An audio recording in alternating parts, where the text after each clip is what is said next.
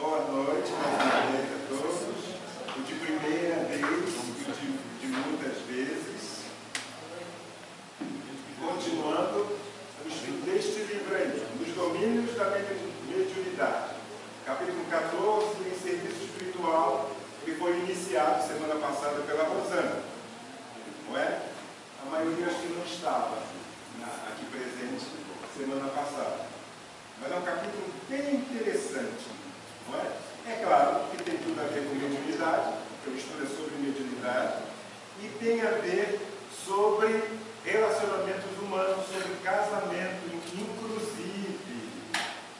Interessante essa parte da visão espiritual sobre o casamento, sobre a viuvez, né? E vamos falar sobre isso. No capítulo, esse capítulo foi dividido, a maioria dividido em três estudantes fazendo. Foi a primeira parte a Rosana, estou fazendo a segunda, e terá outro fazendo a terceira parte do mesmo capítulo. Então hoje não encerra-se o capítulo.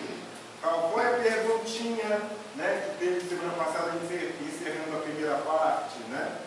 E deixei no ponto de interrogação, que é justamente para deixar todo mundo mais atento. Hein, gente? Lembra não? Ah, sim, deixa eu relembrar.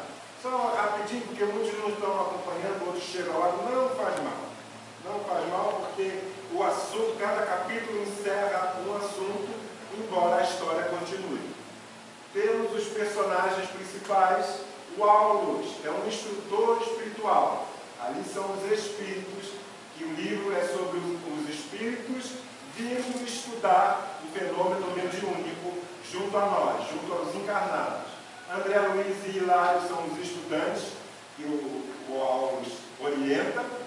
O Clementino é um mentor ou dirigente espiritual da casa espírita, né, e das reuniões mediúnicas que ocorrem.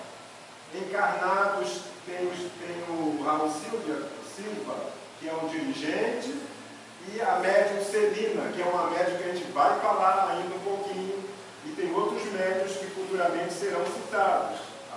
Já foi citado outro, como é a atuação, e daqui para frente vai ter outros também nos demais capítulos. Estamos agora no meio do livro, não é? E já estamos há mais de 6 meses estudando esse livro. A gente mastiga bem, né? Procura esmiuçar bastante esse livro. Esse livro já foi estudado em 2009, aqui na casa. E interessante, né, como a gente tem outra visão, outra percepção. Depois de um certo tempo, a gente volta ao mesmo livro e tem uma visão mais profunda, uma percepção mais clara do que está estudando. Então é sempre bom reler e reestudar o que já estudamos de outras obras. Então, paramos na pergunta. Isso, foi lá o texto inteiro. Foi lá, parou lá aquela pergunta lá. Isso, porém, é comum, a separação dos casais é apenas imaginária, ou seja, porque houve um desencarne no caso aqui será o marido da médium Celina, que já desencarnou tem tempo. Minha filha, e não, que a coisa é séria, hein? Desencarnou já há algum tempo o marido da Celina. E nesse estudo, como eu disse, eles vão à casa espírita e tem a reunião mediúnica. A médium Celina, durante uma reunião mediúnica, esse ex-marido dela foi lá. Né? Foi lá, queria falar com ela, queria pedir uma ajuda, passar uma mensagem, mas pediu uma ajuda, e ela, como uma médium segura, experiente, o que ela fez? Espera que agora eu estou em outro trabalho. Aguarde. Ele foi esperar. Porque o mundo espiritual, o mundo material, a comunicação, o médium, nós, encarnados, somos e continuamos sendo donos do nosso corpo. Não é? Nesta medida. E na hora da comunicação espiritual, não é qualquer um que chega, a hora que chega, que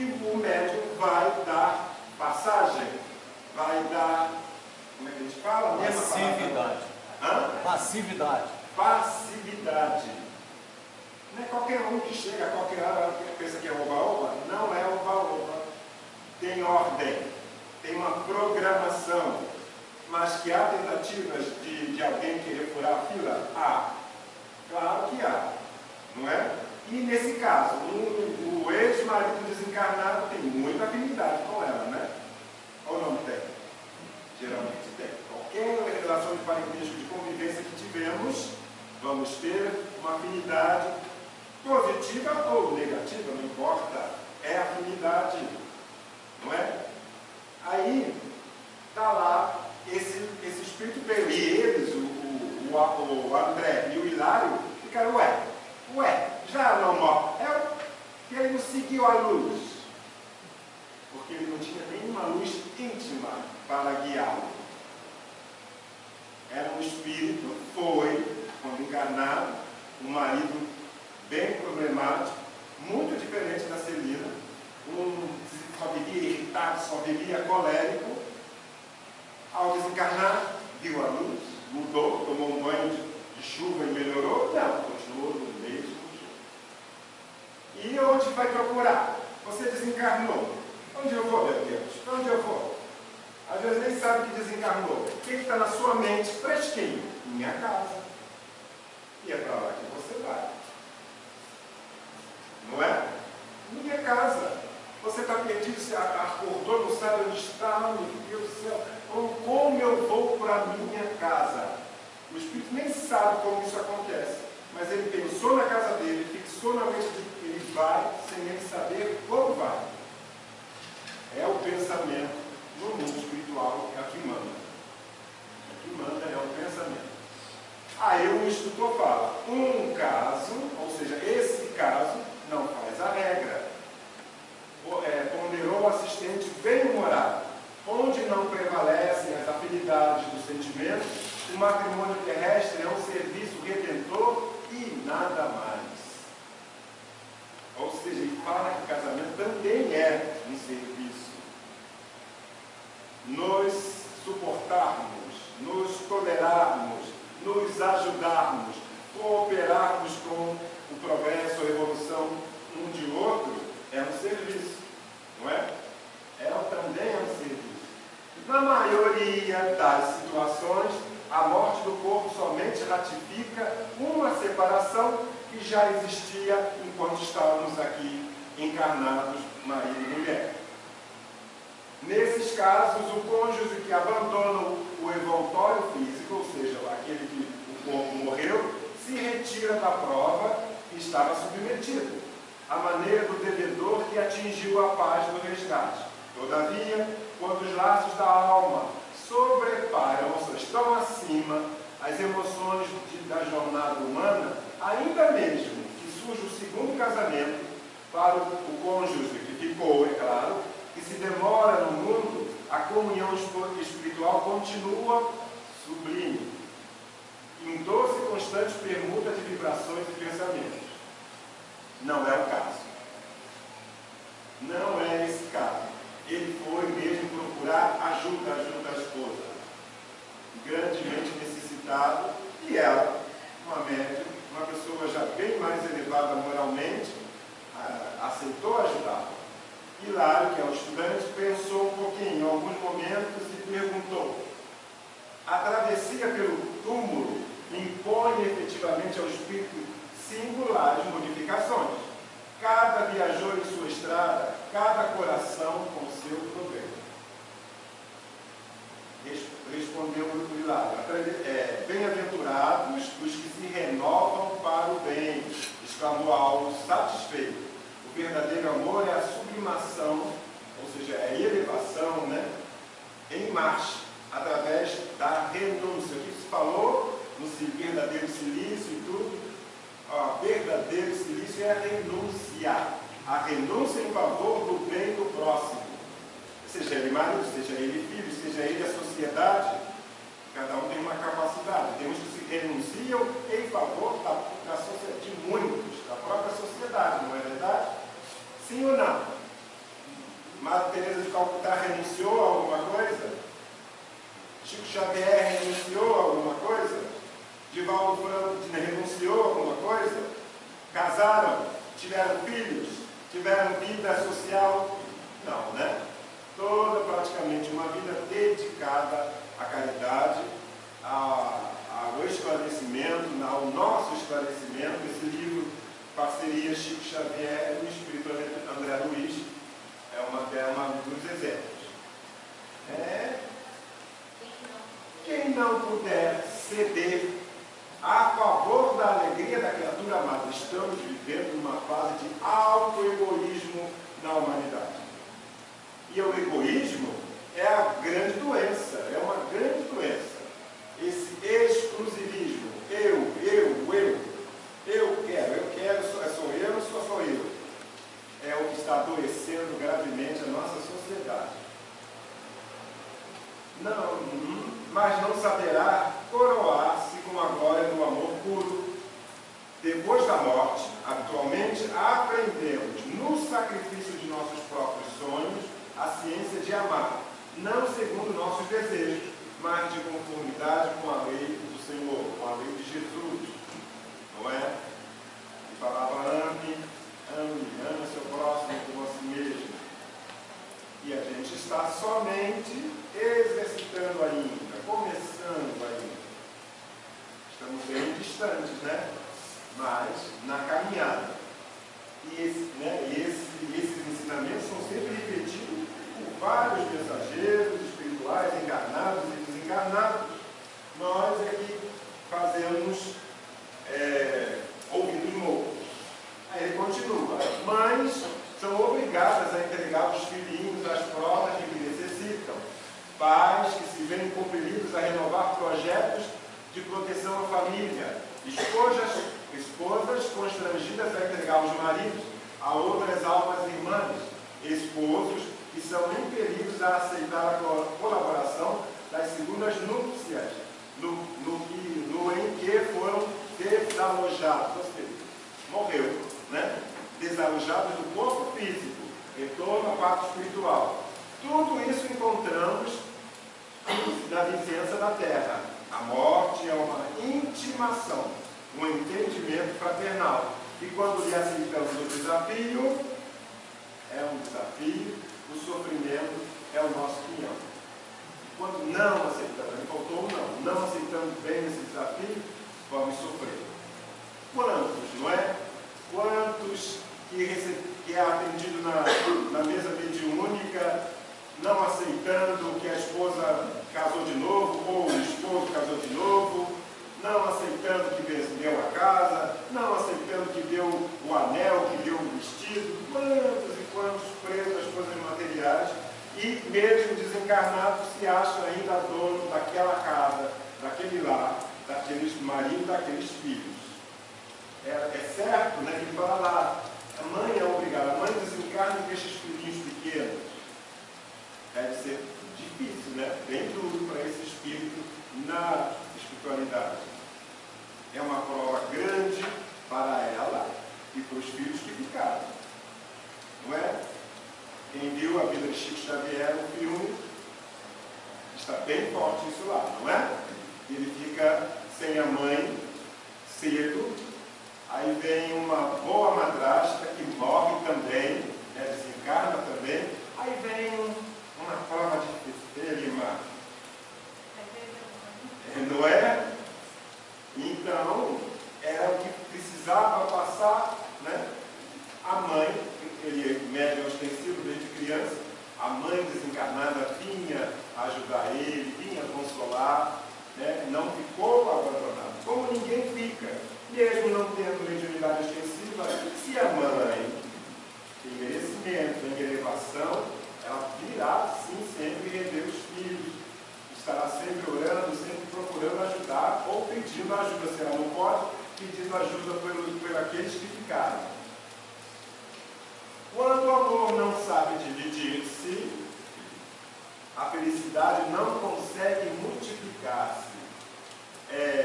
André Luiz, quem tem o filme, né, o primeiro Nosso Lar, não é? Ainda lembra aí, viu? Primeiro Nosso Lar, você viu? Não? Aí do lado, como é seu nome mesmo? Não viu? Perdeu um pouco. Você não viu. Né? Mas muitos daqui viram. André Luiz, que é o autor espiritual do livro, ele desencarna e fica em condições muito, muito ruins. 7 anos numa condição muito ruim. Aí chega o tempo, é resgatado, é tratado, cuidado, e depois de um bom tempo, vou rever minha família. Anda assim, você vai, olha, não, eu vou lá. Mais de 7 anos tinha se passado, muito mais, até a recuperação dele e tudo. Chegou, que encontrou a mulher ainda viúva, né? Não. A mulher já casada, os filhos já grandes, e até com um bom relacionamento com o madrasto. O ciúme veio, né? Veio o ciúme, e ele, na mesma hora, o padrão mental, a vibração caiu, é como se fosse puxado de novo lá para o umbral. Mas ele se segura baiano, se segura menino, faz o pensamento, se acalma, aí consegue ir lá outra vez, ter a esposa, ter os filhos e ainda ajudar o segundo marido da mulher que estava doente. Tem um aspecto muito interessante dessa passagem, bem colocado, porque nós também podemos ter esse tipo de comportamento, essa redução vibracional que o André sofreu, estava no nosso lar, veio pelo material e ele voltou para o umbral. Nós, muitas das vezes, incursionamos no umbral por conta da nossa mente, do nosso sentimento, ainda que encarnados. A importância da fé, da oração, do pensamento elevado. Com certeza, é por isso que se eu desencarnar antes, eu vou pedir uns 5 anos nas Ilhas Fiji, nas Ilhas Salomão, lá no Caribe, qualquer lugar bonito desse, para não chegar lá e dizer, olha lá, não deu lugar com a família, não. Olha lá, foi só eu morrer, começou a cortar minhas plantas todas. Olha, vou ficar muito irado, não é? Eu vou ficar uns 5 anos longe, para poder ficar bonitinho, calminho. Acho que agora lá vamos lá. Mas não é verdade? Menino. Você pensa que não, mas não. Nada disso eu sou. Nada disso me afeta. Mentira, não é? E ainda mais quando estamos fora do corpo físico, a vida espiritual, o pensamento e as emoções são tudo. Tudo. É o que constrói o nosso ambiente, é o que leva, é o que nos traz, é o que nos puxa, é o que nos eleva. As pessoas pensam do corpo físico como se fosse uma aspirina orgânica, e não é. Quando chega do lado de lá, é um ser integral, não se esconde nada de ninguém, não muito dá. Menos si próprio. Não dá para esconder de nós mesmos, não dá. Não é? Então isso tem que ter, desde já, no budismo, exercer o exercício do desapego, no sentido geral, não só de sentimentos, relacionamentos, mas das coisas materiais principalmente, não é?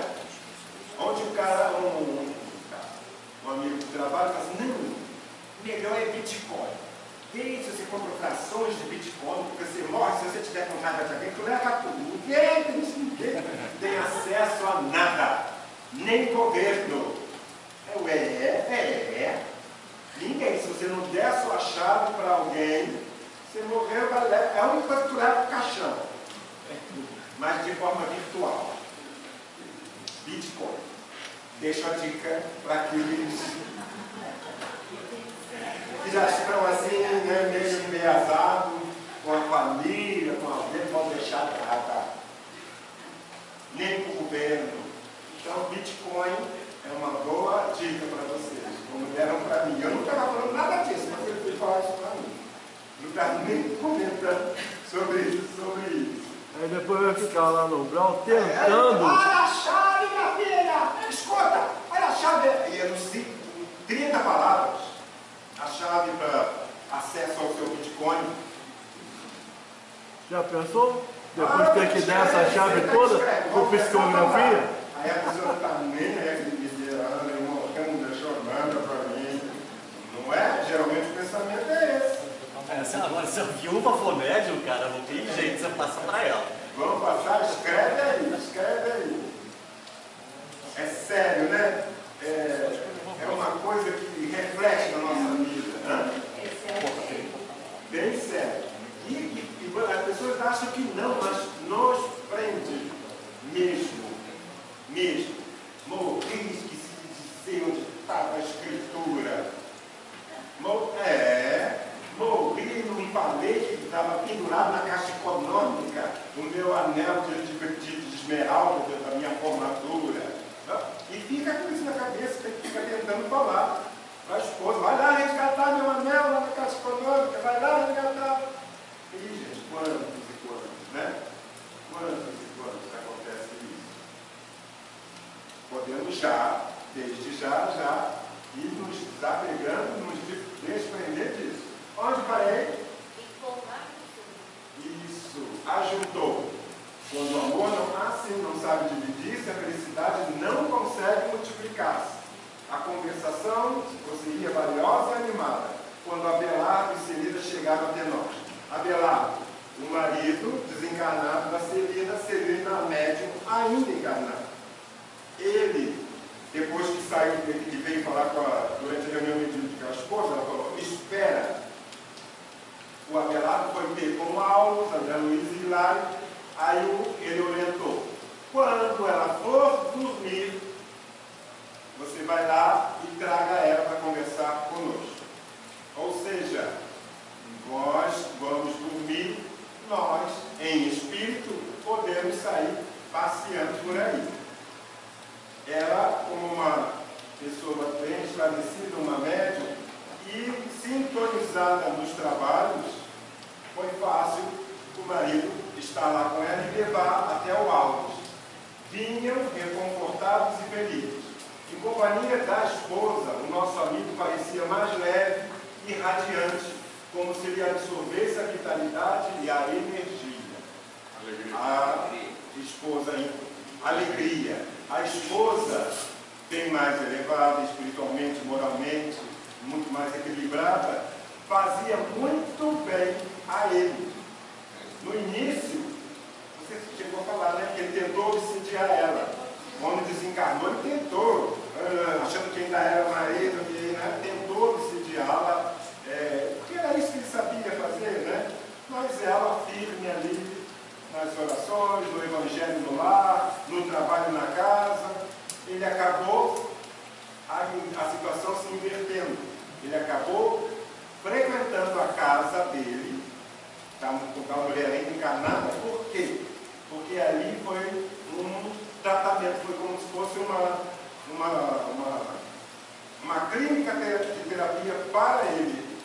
Era o melhor lugar que ele poderia estar naquele momento, era na casa com ela, e ela sabia, e ela aceitava, e ela ajudava. Além disso, logo depois disso que ele começou a melhorar, ele começou a trabalhar, o Abelardo. E por isso que ele, junto com a Celina, estavam trabalhando. Notei que Hilário, que é o estudante, pela expressão fisionômica, trazia consigo um mundo novo de indagações a perguntar, né? Perguntas. Contudo, Alves advertiu: calma, sigamos. É necessário agir com presteza, com rapidez. A breve tempo, penetramos nebulosa região dentro da noite.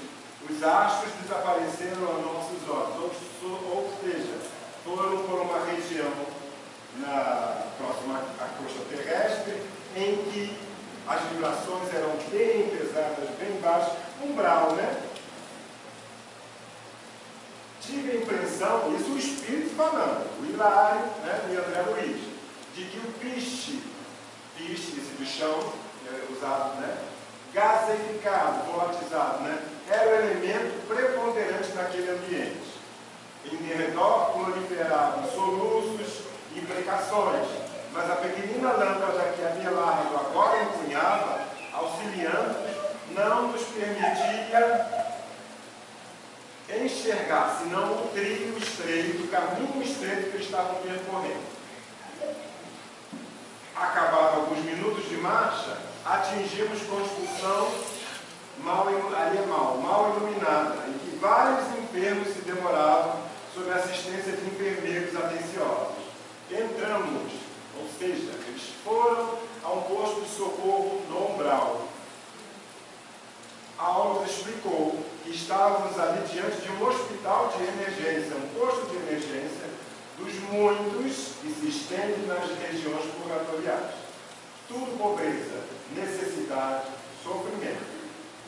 Aí o Abelardo fala, este é o meu tempo atual de trabalho. O espírito, que ele já estava um pouco melhor, e junto com a dona Celina, né? E ele trabalhava naquele posto e ele considerava ali um verdadeiro templo para ele. Disse-nos Abelardo, orgulhoso de ser ali uma peça importante na máquina de serviço. Ele já estava ajudando, ele já estava trabalhando. O irmão Justino, que era o diretor da instituição, veio até nós e nos cumprimentou. Pediu desculpa por não lhe ser possível acompanhar-nos. A casa estava repleta de psicopatas desencarnados. E não poderia, dessa forma, parar para aceitar e receber as visitas naquele momento. Deu-nos, porém, permissão para agir com plena liberdade. Puderam entrar e puderam ir ao objetivo que eles foram lá fazer. E onde eles foram? Eles vão na enfermaria para atender um outro espírito que está lá no capítulo 6 do livro Libório. Quem assistiu o Libório, que chega na reunião mediúnica esbravejando e estava na época obsidiando a mulher, não era casada, mas era mulher, era amante, e tinha uma grande afinidade, e ela, adoecida já, fraca, adoecida, foi à casa espírita pedir socorro, né? Pedir ajuda, porque percebia que era algo espiritual também. Olha o desenrolar da coisa. Ela, aqui no capítulo 6, foi à casa espírita levada por amigos, pedindo ajuda, porque estava com um problema sério espiritual, já refletindo na saúde física, já adoecendo, porque esse espírito que foi namorado, amante dela, morreu, e por afinidade foi procurado, e se imantou, e os dois se ligaram muito bem. Ela, com alguma mediunidade, não tinha nem sombra do que a Celina é, adoece, né? E vem pedir ajuda.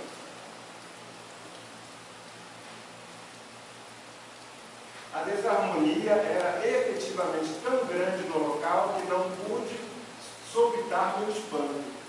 Hilário e André Luiz foram médicos na encarnação anterior, ele chegou num posto de socorro. E na espiritualidade, esse posto de socorro numa região ainda bem complicada, ele viu, não percebeu que o ambiente era difícil, né? A coisa ali não era, o trabalho ali não era fácil. E para aquele espírito Abelardo era um tempo de trabalho. Então, né, de acordo com a sua elevação, você vai sentir normal, em algum ambiente, em que outros, não gostei, não me senti bem, não quero.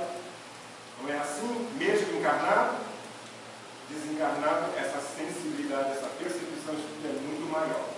Então, para o Hilário, meu Deus, que desarmonia.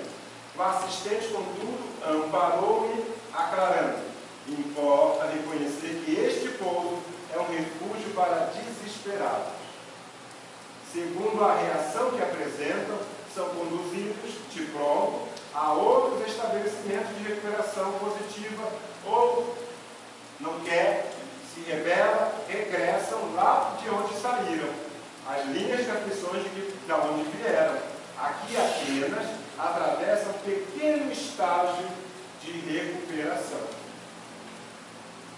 É uma chance, né, para eles se recuperarem, para aceitarem a ajuda. Muitas vezes eles chegam aí totalmente desnorteados, não sabem nem se chegaram, não sabem nem se estão sendo ajudados, não tem essa percepção. E quando tem um pouquinho de lucidez, eu quero ficar aqui não. E volta para um lugar bem difícil onde se encontrava. Isso acontece, como ele falou aí. Alguns não, vão aceitar e vão para outros locais de atendimento, com maiores recursos, com maiores condições de atendimento, como se você lembrar ali, o nosso lar. André Luiz foi levado, né, para o nosso lar, mas nas câmaras de retificação, lembrei o nome, que era quase que um porão do nosso lar. Um lugar subterrâneo. Por quê? Por causa dos miasmas que o espírito nessa situação despende dele mesmo, da confusão mental, da desarmonia, que precisa ser isolado. Mas recebeu o tratamento e dali vai progredindo esse tratamento. Acabou.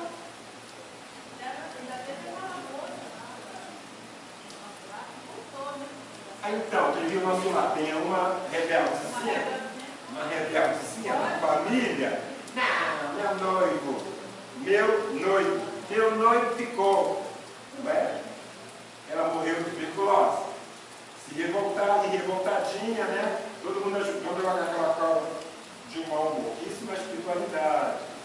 Você via que estava todo mundo bem harmonizado, aceitando bem as tarefas, e ela ficou sempre do contra. Eu quero lá, meu noivo, seu noivo, você prossegue a vida. Você, a sua etapa terminou, tem outro agora, outro caminho a seguir. Ela não. E do nosso lar. Dispensou até a sopinha, né? Sopinha, fez birra. Do nosso lar, ela se evadiu, saiu, fugiu, não conseguiu chegar onde queria, só conseguiu se perder nessas regiões, né? Umbralinas.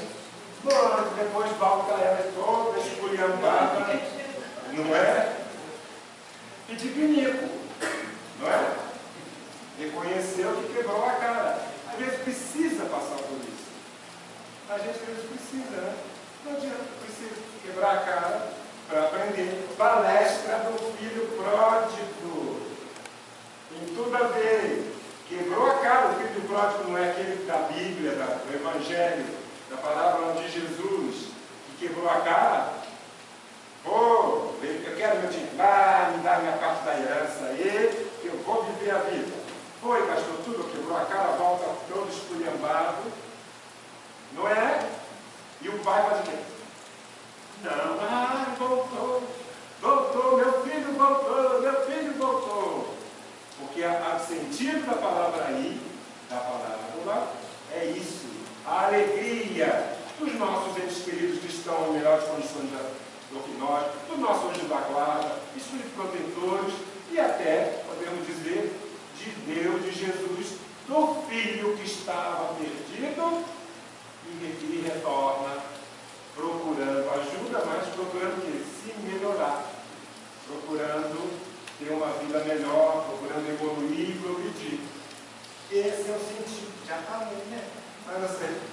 A palestra vai ser, claro, bem, né, de uma hora, bem mais desenvolvida, mas a gente já tem uma ideia, né? Porque muita gente não entende essa palestra. Se fosse meu filho, dava ali uma coça.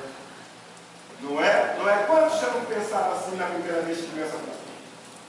Quantos? Mas o sentido é muito, muito maior, muito mais profundo, e é esse o sentido desse socorro e de todos os socorros que acontecem na espiritualidade, do espírito que nunca está abandonado, seja encarnado ou desencarnado. Bastou pensar, meu Deus, me perdoe. Uma luzinha pisca, os socorristas, o próprio anjo da guarda, olha, agora é o momento, vamos lá pegar ele.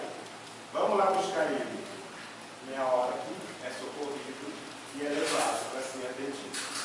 Não acabou, ainda tem a segunda parte, a terceira e última parte desse capítulo. Continua essa história, vai ser interessante, vou colocar. Vai ser interessante. Quem é mesmo? Marco, não é interessante essa terceira parte? É interessante, você vai ver a mulher, vocês vão ver a mulher, merecia uma costa, mas não vai ter. Vocês vão ver como ela se comporta. E a palestra que antecede o atendimento médico espiritual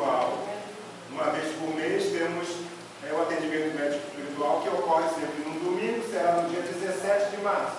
E no sábado, que antecede, essa parábola aí do filho pródigo. É um expositor que vem do Rio, da casa de Emmanuel, lá do Rio. Não é? 19 horas, a hora de sempre. Sejam todos bem-vindos. O Eunápio, o nome dele. Não é desencarnado, não. Quando a gente vê o nome desse, a gente pensa que é desencarnado no livro de André Luiz. Não pensa? Ih, saiu direto do livro de André Luiz. Mas não é, ele ainda está encarnado. Não é? E alguém, talvez será que a família é espírita? Não sei. Pode ter se inspirado. E veio o nome agora de uma mulher, uma grande médium, lá no início das pesquisas sobre o espiritismo, sobre os fenômenos de mediúnica. Foi a Eusápia Paladino, né? Google, bota lá, no Google, Eusápia Paladino, que é uma médium de efeitos físicos, uma médium ostensiva, lá de 1850 e pouco, que foi muito pesquisada por vários cientistas na Europa.